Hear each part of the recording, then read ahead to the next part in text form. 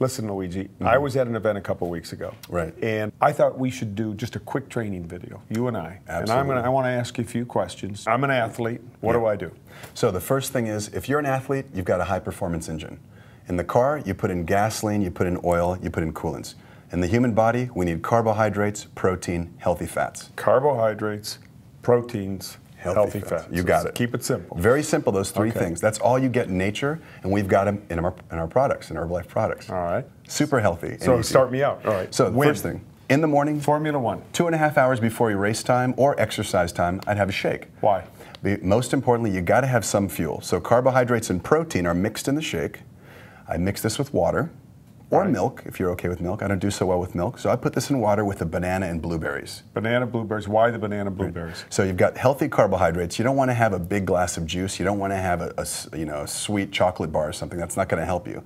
This is healthy carbohydrate that's going to get stored in the muscle tissue. It's like you're filling up your gas tank before a long trip. 2 hours before I race, take a shake. Absolutely. Okay, now is this going to give me enough calories to get through a 2-hour triathlon? It will. Well, the important thing is pre-race, the night before, you've already had your sufficient amounts of carbohydrates and protein with your dinner, so you're eating lean chicken, pasta, rice, and beans, whatever you choose to have. The night before. All right. Absolutely. So is that carbo loading? You hear that hear that term a lot, but now I'm hearing some people knock carbo loading a little bit. Yes? No? Yeah, carbo loading is still the same philosophy that we've had for 30 years. The only thing is you don't want to deplete your carbohydrate stores like we did 10 years ago. To keep it real simple, you're just going to have about 2,000 calories of carbohydrates, pasta, rice, beans, every day, the week before competition. Right. We call them shakes. And shakes included, yeah. Okay. So I'm giving probably an athlete 2 to 3 shakes a day in addition to their 2 to 3 meals.